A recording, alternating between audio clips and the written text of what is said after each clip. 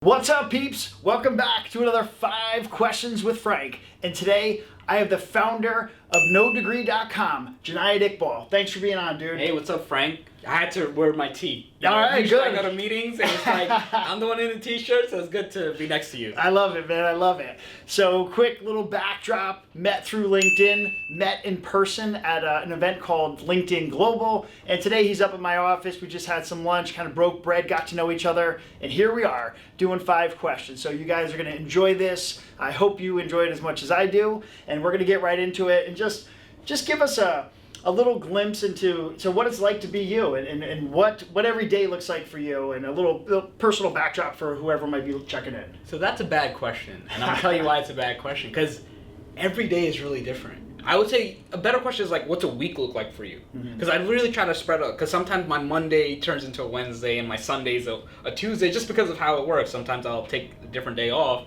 But really what I try to do is I spend a lot of time talking to people who are looking for jobs. So a lot of people message me like, hey, I'm struggling to find work. Like one of my friends, he's like, hey, look, I'm not happy in my current job.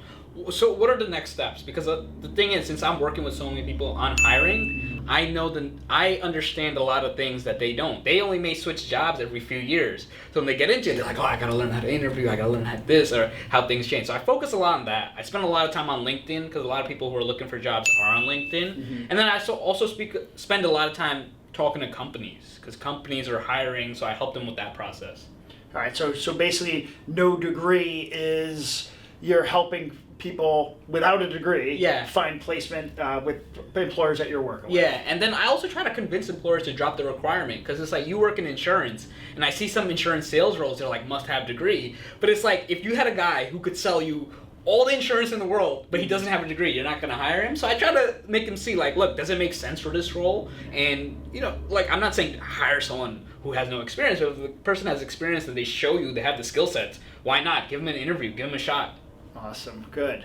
All right, well, that leads perfectly into the next question, which is, how did you get to where you are today? So you started out, and I know you let me know you moved to New York when you were 3 years old, but that path and where you started and where you are today, give us a glimpse into that and let us know how you got to be who you are today. So a lot of people don't know. So I used to work in insurance. So I used to be an actuary. So you take those are the ones that you take exams, you price insurance. And the thing was that I was working on NoDegree on the side.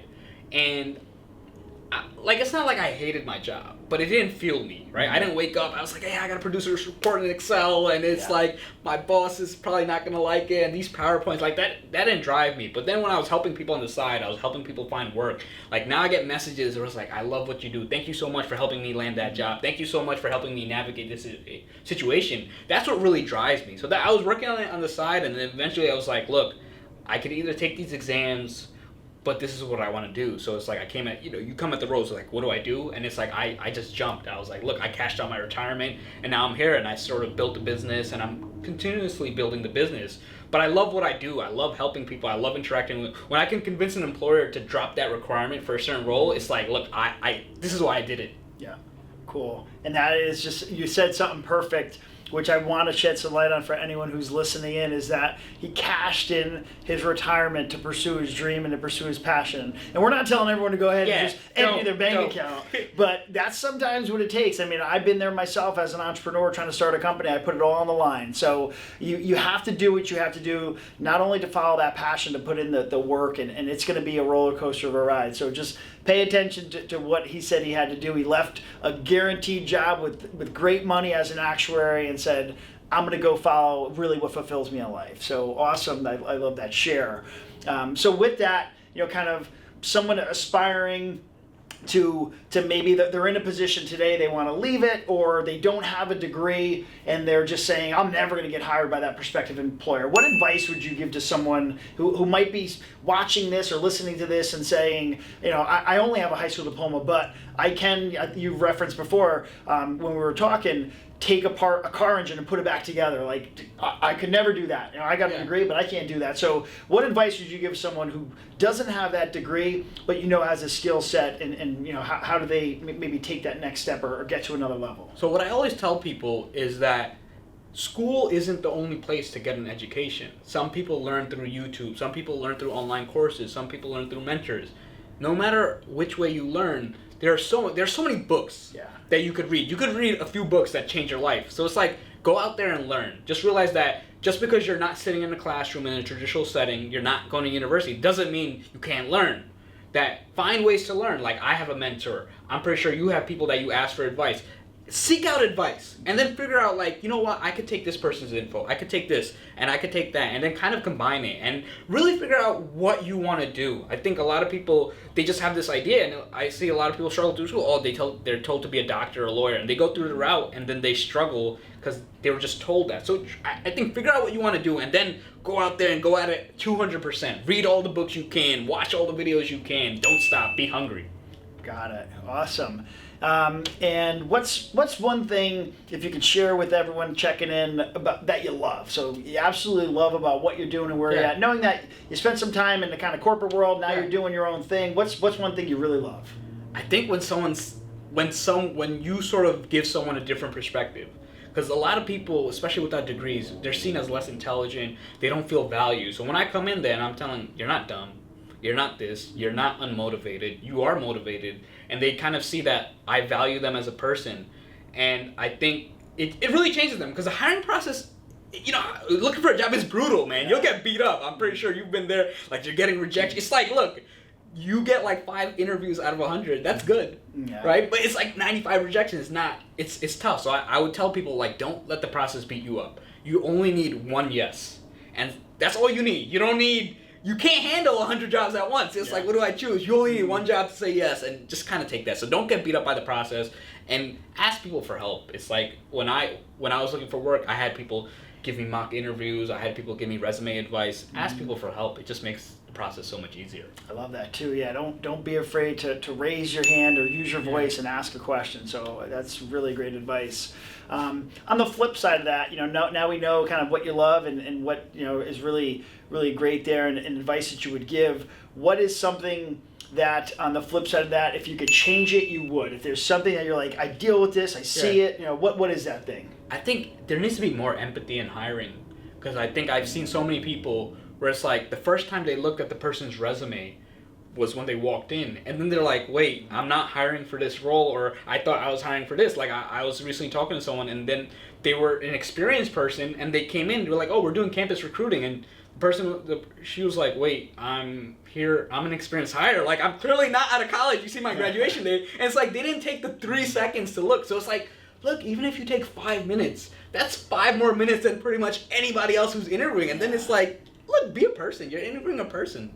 Treat them like one. You got it. Yeah, and it is in an age where we have applicant tracking systems and all these filters. You know, it's getting harder and harder for a potential candidate to get it in front of that employer. But I think the employer needs to know that they need to spend some time paying attention to and it doesn't have to be a lot. Because look, there was one job years ago that I was rejected from. And they sent me like, hey, sorry, we can't pick you. I still remember them. Yeah. I don't remember all the other jobs. Look, it was a casino, so maybe I might spend a few dollars there. Right? Yeah. So it's like, you remember those. You remember the human element, so just be more human. Got it. Yeah, that's awesome.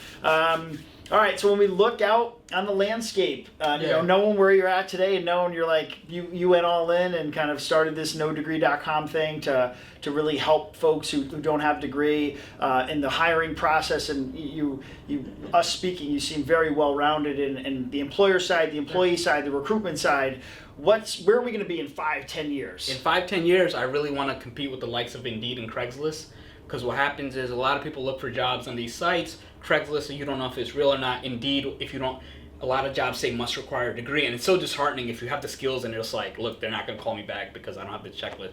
So that's really sort of the next step, really removing the stigma attached to people without degrees, because, you know, it comes up. You see it all the time. Oh, what school did you? Oh, you didn't go to school. Now all of a sudden, oh, wait, what? Why did you? You're not smart. So I don't want someone to have to prove themselves and show that they went to school, just, you know, to show that they're smart. I want people to kind of not worry about that, right? I didn't ask you what school you went to. I'm like, yo, Frank's the man. Yep. He's a cool guy. That's all that matters, right?